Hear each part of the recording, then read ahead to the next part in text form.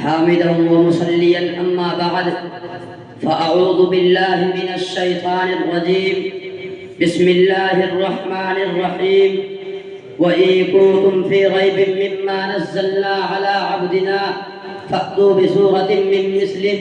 وادعوا شهداءكم من دون الله إن كنتم صادقين صدق اللہ العظیم۔ حضرات حکم مستحکم اور رفقائے بزم، میں نے آپ حضرات کے سامنے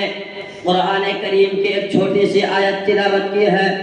جس میں حق تعالی شانہ فرماتے ہیں کہ یہ قرآن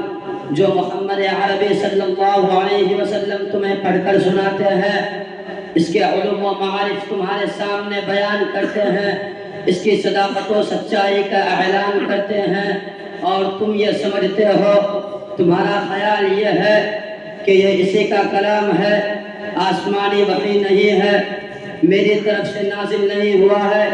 تم میرے حبیب کو جھٹلاتے ہو۔ تم میں سے کہنے والے کہتے ہیں لو نشاء لقلنا مثل هذا،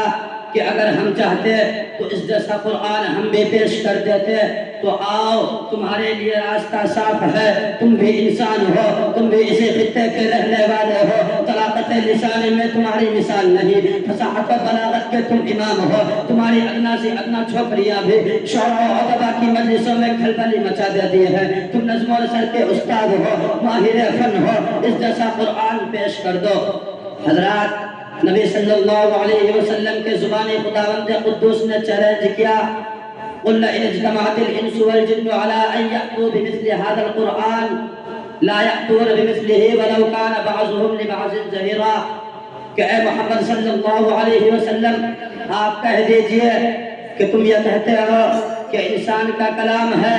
اگر تمام انسان اور جنات اور کائنات کی تمام مخلوق اکٹھا ہو کر اس جیسا قرآن پیش کرنا چاہے تو نہیں پیش کر سکتے، چاہے ایک دوسرے کے حامی و مددگار کیوں نہ بن جائے۔ دوستو، یہ ایک چیلنج تھا، دشمنان اسلام و قرآن کے لیے ایک ذری موقع تھا، جو اسلام اور پیغمبر اسلام کے خلاف طعن و تشنیع کر رہے تھے، جو اسلام کا چہرہ مسخ کرنے کے لیے کوشش کر رہے تھے، وہ میدان میں آتے، اس جیسا کلام پیش کرتے، اس چیلنج کا جواب دیتے اور اس تحریک کو ابھرنے سے پہلے ہی کچل دیتے۔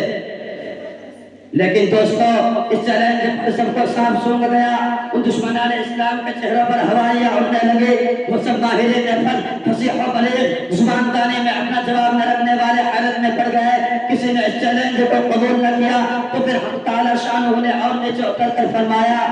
کہ اگر تم پورا قرآن پیش نہیں کر سکتے تو اس جیسے صورتیں بنا کر پیش کر دو، اگر تنہا نہیں لا سکتے تو اپنے عالمی کانفرنس کر لو، اکیڈمی بنا لو، تمام حمایتوں کو بلا کر اس جیسا قرآن پیش کر دو۔